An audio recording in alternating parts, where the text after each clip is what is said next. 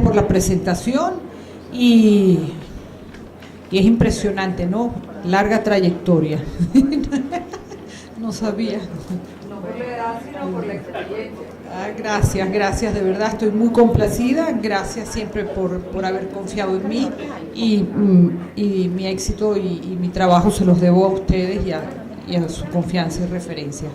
Yo les voy a hablar un poco del manejo médico de hepatocarcinoma. El hepatocarcinoma es una enfermedad que ocurre en el hígado cirrótico. La cirrosis es un factor de riesgo para cáncer de hígado. La cirrosis está dentro de las 10 primeras causas de muerte y el cáncer de hígado está dentro de una de las 3 primeras causas de muerte por cáncer. Son enfermedades comunes. ¿Por qué la cirrosis es una condición premaligna y por qué cada paciente con cirrosis debe ser pesquisado para cáncer de hígado? Bueno, primero para conseguir las lesiones más pequeñas, mientras más pequeñas son menos malignas. ¿Y por qué ocurre el cáncer en el hígado cirrótico? Como ustedes saben, el hígado cirrótico va a través de un proceso de regeneración continua y en algún momento empieza a ocurrir una proliferación celular anormal que escapa de los mecanismos de apoptosis y empiezan esas células a multiplicarse y estas células necesitan más oxígeno y empieza la neoangiogénesis. Es esta característica de neoangiogénesis la que permite el diagnóstico precoz por imágenes, porque esa arterialización de esos nódulos, donde hay destrucción de los trayectos portales, es lo que permite hacer con certeza el diagnóstico de cáncer, de hígado, donde existe una captación rápida de contraste en fase arterial y un lavado rápido en fase venosa, y esto solo se ve en el hepatocarcinoma, lo que permite hacer el diagnóstico sin necesidad de una biopsia. Como les dije, el objetivo de nuestra pesquisa en cáncer es buscar los cánceres más pequeños. Como pueden ver en este estudio presentado por el doctor Llobet, pues, a quien debemos una gran parte de la literatura en el tema, vemos que mientras más pequeñas las lesiones, menos invasión micro y macrovascular. Una lesión menor de 2 centímetros es lo que llamamos una lesión muy precoz. Entre 2 y 5 centímetros es una lesión precoz. Y cualquier cosa, una lesión única menor de 5 centímetros es una lesión donde potencialmente se le puede ofrecer al paciente tratamientos curativos. Ya lesiones de más de 5 centímetros son lesiones con gran invasión macro y microvascular. Esta es una de las mejores clasificaciones que incluye la clasificación del paciente por estadios y además tiene la terapéutica que hay que darle al paciente de acuerdo al estadio de la enfermedad. Es el sistema de estadiaje y tratamiento del grupo del Hospital Clínic de Barcelona. Aquí pues se toman en cuenta tanto el estatus funcional del paciente.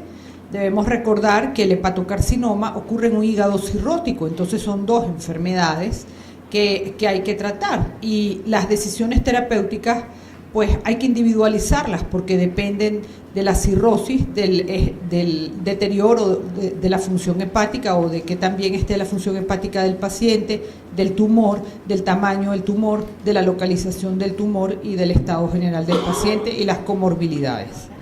Entonces, la idea de la pesquisa, y hoy cada vez más puedo decir con bastante orgullo, nuestros radiólogos consiguen lesiones más pequeñas y los médicos pues cada vez mandan más pacientes cirróticos para pesquisar y encontramos pequeñas lesiones que son susceptibles a tratamientos curativos. Entonces, una lesión pequeña de menos de 2 centímetros, ¿cuál va a ser el abordaje? Me voy a ocupar de las lesiones más pequeñas. Antes de esto, los pacientes con criterio de trasplante son pacientes con lesiones menores de 5 centímetros, únicas o 3 lesiones menores de 3 centímetros, sin evidencia de enfermedad extrahepática o invasión vascular. Vamos ahora al manejo del estadio precoz del hepatocarcinoma. Estadio precoz son lesiones pequeñas, una lesión menos de 5, 3 lesiones menos de 3 o lesiones muy pequeñas que son lesiones de menos de 2 centímetros. ¿Cómo vamos a tratar las lesiones menores de 2 centímetros? Debemos tener en cuenta que si nuestro paciente es un candidato potencial a trasplante, es un paciente que potencialmente puede ir a una resección, porque ustedes saben que los pacientes que van a resección pueden tener complicaciones o pueden tener insuficiencia hepática. Mientras más segmentos se resequen, más es la probabilidad de insuficiencia hepática. El paciente debe ser muy bien seleccionado, debe ser aquí no medimos presión portal, pero podemos entender que si el paciente no tiene hipertensión portal clínicamente evidente, es decir, si no tiene varices, si no tiene ascitis, si la bilirrubina está menos de 1, la albúmina de 3.5 y el PT está bien, no tiene hipertensión portal y es un paciente que puede ir a resección hepática. No todas las lesiones de 2 centímetros son susceptibles de resección. Digamos, es a lo que se refiere personalizar el tratamiento. A veces el paciente puede tener una lesión de 2 centímetros en una ubicación bastante difícil que requiera pues una hepatectomía más compleja que una lesión superficial o exofítica que pueda ser susceptible de otro tipo de tratamiento. Entonces, pues podemos ofrecer a los pacientes resección, pues si estos son potenciales candidatos a trasplante. Si el paciente, digamos, tiene alguna contraindicación, pues el paciente puede ser sometido a radiofrecuencia. Hoy por hoy se debate bastante los resultados y si el paciente tiene disfunción hepática o cirrosis descompensada de una lesión de 2 centímetros, pues no queda duda que debe ser referido para el trasplante. Como les dije, hoy se debate los resultados entre radiofrecuencia. Radiofrecuencia es una onda eléctrica que se traduce en una energía térmica que quema, que produce una quemadura importante, una destrucción térmica del tumor y que se utiliza en tumores para que sea efectivo menores de 4 centímetros. Y los resultados entre la radiofrecuencia y aunque no hay un estudio comparativo head to head, los resultados pues son similares entre radiofrecuencia y resección. Y los estudios pues sugieren quizás que están un poco más a favor de la resección hepática que la radiofrecuencia, pero los resultados son exactamente igual de buenos. Entonces debemos individualizar el paciente a la hora de tomar una decisión. A esto me refería cuando comparamos radiofrecuencia versus resección hepática en el manejo del hepatocarcinoma. En el hepatocarcinoma precoz, el trasplante, como les dije antes, nunca debe ser considerado como tratamiento de primera línea, porque si es muy precoz, los resultados a largo plazo, digamos, no son tan buenos. Se beneficia al paciente con lesiones más avanzadas y más deterioro de la función hepática, porque este paciente con una lesión precoz potencialmente puede ser curado con una resección. Entonces, ¿para qué ofrecerle un trasplante? El trasplante está indicado si ese paciente después de la resección o la radiofrecuencia tiene recurrencia de su enfermedad. Entonces todo esto nos lleva a reformular esa pequeña parte de la clasificación de Barcelona y considerar el paciente con lesiones pequeñas y ver si este paciente tiene o no hipertensión portal, lo que va a definir la extensión de la hepatectomía. El MEL del paciente, la función hepática, el MEL toma en cuenta la creatinina, el PT, y si es un MEL más de 9, este paciente debe ser sometido a un tratamiento percutáneo o eventualmente a radiofrecuencia por vía laparoscópica. Y si es un MEL menor de 9, el paciente se le puede ofrecer resección hepática. Y si es una lesión superficial, el paciente puede ir a una resección laparoscópica. El tratamiento, las decisiones terapéuticas deben tomarse en equipo entre cirujano, radiólogo intervencionista, y la parte del hepatólogo es básicamente decidir si ese paciente tiene una buena función sintética hepática para soportar la hepatectomía o eventualmente algún tratamiento locorregional. Muchas veces no todas las lesiones pequeñas son susceptibles a radiofrecuencia o a resección, entonces a veces en lesiones pequeñas se le puede ofrecer al paciente quimioembolización.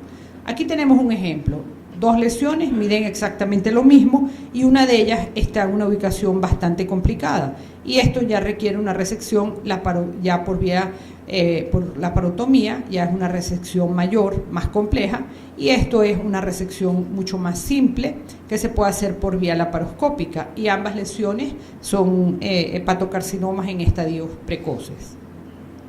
La conclusión es que la resección hepática ofrece un mejor tiempo de sobrevida sin enfermedad que la radiofrecuencia, pero como ustedes saben tiene una mayor morbilidad postoperatoria. La ablación laparoscópica debe ser considerada en pacientes con hepatocarcinomas superficiales o exofíticos.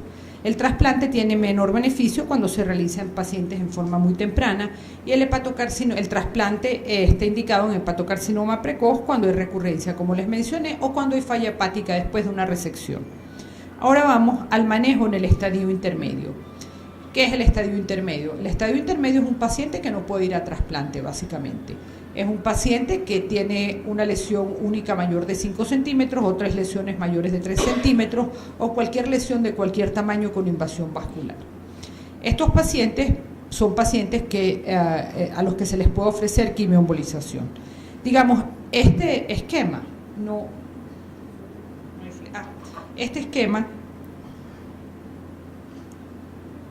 no es un esquema estático, porque un paciente, de acuerdo a la ubicación anatómica, pudiera estar en un estadio intermedio, pero puede tener lesiones pequeñas que pueden ir a radiofrecuencia, o puede tener una lesión mucho más pequeña, que les hablé que era candidato a radiofrecuencia, y la ubicación lo hace que sea candidato a quimio. Por eso la discusión debe darse con un equipo multidisciplinario. Aquí vemos en la parte donde están las letras anaranjadas los procedimientos de acuerdo al estadio, y en la parte morada vemos la sobrevida con estos tratamientos. Entonces, en el estadio intermedio le podemos ofrecer al paciente quimioembolización si las lesiones no son susceptibles de radiofrecuencia ni resección. ¿Y en qué consiste la embolización? Básicamente se realiza con radiología intervencionista, donde hacen un abordaje a través de la arteria femoral y suben hasta la arteria hepática, y en la arteria hepática pues pueden decidir diferentes métodos. Pueden hacer embolización blanda, lo que se llama bland embolization. Lo que hacen es inyectar partículas, pueden ser de gel foam, PVA o emboesferas, que no están impregnadas de quimioterapia. Y estas emboesferas se atascan en los capilares intratumorales y producen isquemia. La quimioembolización convencional, el mecanismo de acción es igualmente se inyecta. Nosotros hacemos embolización supraselectiva, es decir, el radiólogo intervencionista ubica la arteria que nutre el tumor, no hacemos embolizaciones lobares, ¿ok? Y así disminuimos la cantidad de complicaciones. El mecanismo de acción de la embolización convencional es administrar lipiodol. Al lipiodol se le coloca adriamicina, y el lipiodol es el vehículo que lleva la adriamicina hasta el tumor, y posteriormente se tapa el flujo de la arteria con emboesferas, PVA o cualquier otra partícula. Como no debe sorprenderles, no tenemos lipiodol, no tenemos adriamicina. Después tenemos los drug-eluting bead, que son microesferas impregnadas de quimioterapia que viajan hasta los capilares más distales del tumor, y estas emboesferas, que también tenemos las emboesferas, pero muchas veces no las podemos impregnar de la quimioterapia adecuada, pero estas emboesferas viajan, se apagó esto, estas emboesferas, pero me lo sé de memoria, estas emboesferas viajan hasta los capilares más distales y producen isquemia nuevamente, y se cree que tienen un efecto citotóxico. La citotoxicidad de la quimioterapia en hepatocarcinoma ha traído controversias y dudas. Y finalmente, en pacientes que tienen trombosis portal, porque estos procedimientos pueden producir una hepatitis post-quimioembolización, uno puede dar radioembolización, que son partículas de yodo 131 impregnadas y por el mismo mecanismo llegan hasta los capilares más distales y empiezan a liberar una dosis de radiación dentro del tumor. Tienen efectos de hepatitis isquémica, pero es un procedimiento que actualmente se debate su uso en el manejo de hepatocarcinoma. Y regreso un poco atrás. ¿Dónde estamos nosotros en la Venezuela de ahora? Estamos en la embolización blanda. ¿Éticamente es adecuado dar embolización blanda? Sí. Yo he tenido la fortuna de entrenarme en un sitio donde el doctor con el que me entrené, en el Royal Free, se cansó de escribir artículos que lo que funciona en hepatocarcinoma es bland embolization. Es embolizar con emboesferas, producir isquemia y suficiente. Y estudios demuestran que la bland embolization funciona. Entonces, todavía podemos seguir tratando bien a nuestros pacientes sin lipiodol y sin adriamicina, y los resultados que hemos tenido hasta ahora, las respuestas han sido buenas, veremos en el tiempo, pero está escrito y ahora les voy a mostrar las referencias. ¿Cómo se maneja esto de la embolización? Aquí tenemos un estudio donde tenemos una lesión. Esta es una lesión pequeña de 2 centímetros, pero fíjense que la estamos tratando con quimioembolización. La diapositiva de al lado, ven cómo están inyectando el lipiodol con la driamicina, y después de la inyección del lipiodol con la driamicina, empiezan finalmente a colocar partículas que producen isquemia y ya no existe más irrigación del tumor. Post procedimiento la respuesta fue fantástica. En el seguimiento el paciente se cita cada 2 meses, un paciente puede ir a 7 embolizaciones, porque no siempre es esa arteria que sale de la rama de la hepática, la arteria que nutre el tumor. Por ejemplo, este paciente fue embolizado en el pasado por el doctor Rosenthal, y él intentó muchas veces y embolizó, y la sobrevida de este paciente fue fantástica. Pero ¿por qué este tumor, el más grande, no se cubre de lipiodol completamente? Porque la rama que nutría el tumor no era rama de la hepática, era una rama de la arteria renal. En este paciente se combinó el tratamiento con sorafenib. Los metaanálisis, en estos estudios eran heterogéneos, la dosis de lipiodol, la driamicina no estaba estandarizada, pero el metaanálisis favorece el uso de la quimioembolización para mejorar la sobrevida en pacientes en estadio intermedio. Después llegaron los drug-eluting beads y nuevamente una técnica más estandarizada, las cosas no cambian, y esto nuevamente favorece la sobrevida. La quimioembolización favorece la sobrevida en pacientes en estadio intermedio. Este es un artículo que ustedes después les puedo dar la referencia, en donde pues ellos apoyan el uso de lo que llaman bland embolization, en donde solo se inyectan emboesferas sin quimioterapia que van directo a los capilares del tumor y producen hipoxia. ¿Cómo vamos a seleccionar nuestro paciente? A veces nos mandan pacientes que pues vienen desesperados porque piensan que es su última esperanza la embolización, y los devolvemos, porque el paciente que debe ser enviado a quimioembolización es un paciente Child A, porque la embolización produce una hepatitis post-quimioembolización, y si el paciente no tiene una buena reserva hepática y no está bien seleccionado, puede hacer una falla hepática, porque son 2 enfermedades. Aquí es donde entra mi parte en el trabajo, y el radiólogo emboliza, y yo reviso cómo está la función hepática. Los tumores extensos también, que afectan ambos lóbulos. Los tumores muy grandes no tiene sentido embolizar, porque siempre va a haber actividad vascular, y para estos casos pues existe el otro tipo de terapia.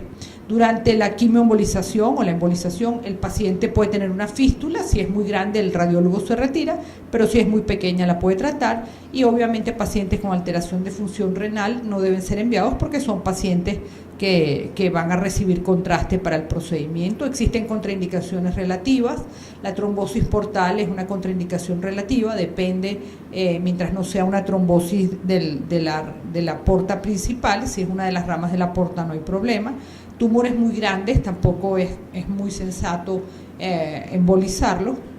A veces lo hacemos cuando el paciente tiene un tumor en un sustrato no cirrótico.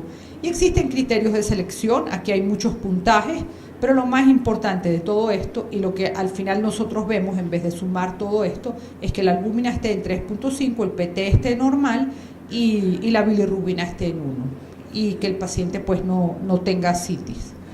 ¿Cómo le vamos a decir al paciente que ha mejorado? ¿Qué le dice uno al paciente? Inicialmente, cuando salió el sorafenib y solo se medía, y cuando se empezaron a salir los medicamentos, se medía el diámetro total de la lesión, pues parecía que estos medicamentos no servían para nada.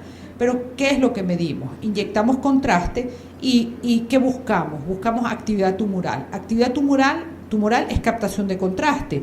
Entonces, este paciente de la primera foto, pues parecería que la embolización no le hizo nada, pero este paciente de la primera foto parece que la embolización no le hizo nada, porque el tumor sigue del mismo tamaño.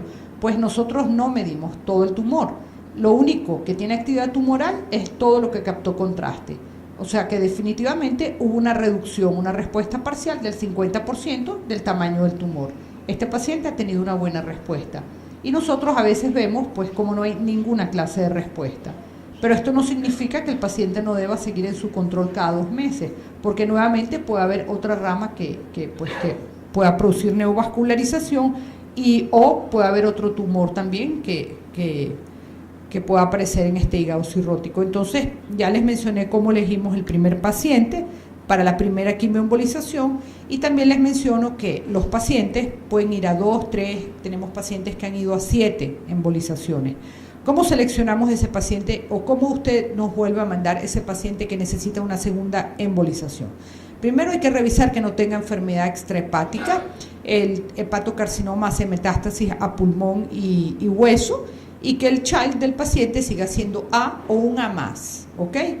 Pero no un B con ascitis ni encefalopatía. El paciente fue a su primera embolización, le pedimos una tomografía y esto le vamos dando un puntaje si tiene o no tiene respuesta radiológica, si las transaminasas se han aumentado o si el child ha aumentado. Si ha habido un aumento de las transaminasas que persiste después de los 2 meses y el child ha aumentado, este paciente no es candidato a una nueva reembolización y hay que considerar otras terapias. Se está terminando el tiempo. Ya, esto no sigue, ya, se terminó. ¿Ya? Sí, pero no se te apaga, sigue. Tiene 2 minutos más. ¿Dónde va? No, sigue. Hablando, pero no pasa nada. Tiene que liberarse porque se bloquea, doctor.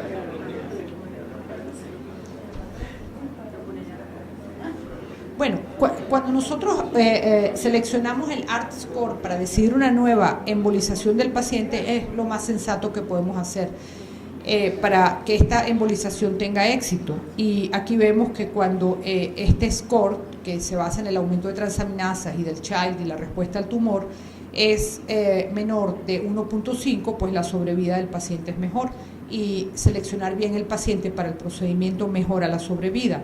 Entonces siempre debemos revisar la respuesta radiológica, si ha habido o no progresión, no solo del tumor, sino también del deterioro de su función hepática. Y si esto ha ocurrido, entonces hay que considerar otros tratamientos alternativos. La fórmula para tener buenos resultados en la embolización es observar la respuesta tumoral radiológica, es tratar de reducir la carga y la actividad vascular del tumor. Haciendo esto, pues teniendo en cuenta que tenemos que preservar la función hepática y también cuidar el riñón, y esta suma de buena respuesta radiológica con preservación de la función hepática es lo que va a traducirse en un beneficio para la sobrevida del paciente. De esto ya hemos hablado con detalle. Entonces vamos a hablar qué hacemos con aquellos pacientes con estadio avanzado. En ocasiones el estadio avanzado es un paciente pues que no es candidato a quimioembolización, que ya tiene invasión vascular.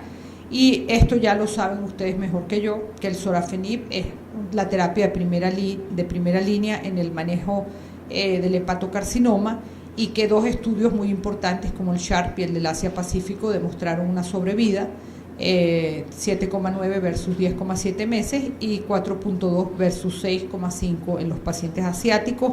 Parecen pocos meses, pero para un paciente y su familia son más, pero en la vida real nosotros revisando nuestros datos hemos llegado a sobrevidas de hasta 22 meses, lo cual es muy bueno. Se hizo el estudio Gideon, porque todos estos estudios se hicieron en pacientes Child A. En este estudio participamos, nuestro centro participó, y aquí el N fue de más de 3.300 pacientes, 5 regiones, 39 países mandaron sus datos, y el objetivo era evaluar el uso del sorafenib en pacientes Child B. Incluso teníamos pacientes Child C, y proveer una base robusta de datos que permita responder a preguntas clínicamente relevantes. ¿Qué aprendimos de este estudio Gideon de pacientes en vida real? Fue un estudio no intervencional. Primero, que la quimioembolización fue indicada en pacientes con enfermedad multinodular en estadio intermedio y era la forma de terapia utilizada en todas las regiones. Que la diarrea, la fatiga, síndrome de mano-pies eran los efectos adversos relacionados con la droga más comúnmente reportados. Y lo más importante, que el perfil de seguridad en Child A y en Child B era similar, que Child B no tenía más efectos adversos reportados y que casi todos los médicos iniciaron el tratamiento con la dosis indicada de 800 miligramos. Que el child y el male, o sea, el deterioro de la función hepática, no influencia la decisión de iniciar la dosis completa. Y que la estrategia en el manejo con sorafenib no difiere entre child A y child B.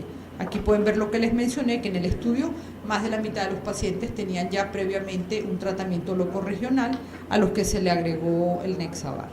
Y los únicos factores asociados a la sobrevida en el carcinoma hepatocelular son el uso de Nexavar, que mejoraba la sobrevida, y el Child avanzado era el factor de peor pronóstico, porque un paciente con Child C, independientemente con o sin hepatocarcinoma, tiene una menor sobrevida. En relación a las drogas de primera línea, sorafenib, si se compara con el resto, sigue teniendo una diferencia estadísticamente significativa, y actualmente en aquellos pacientes que iniciaron sorafenib y toleraron sorafenib y no tuvieron respuesta, pues está el regorafenib, que pronto pues será incluido en las guías de tratamiento. El manejo del hepatocarcinoma, está de más decir que debe ser un manejo multidisciplinario. El hepatólogo no es el único que tiene la razón, ni el radiólogo intervencionista, ni el cirujano. Tenemos que ponernos de acuerdo los tres para ofrecerle siempre lo mejor al paciente. Bueno, muchas gracias a todos.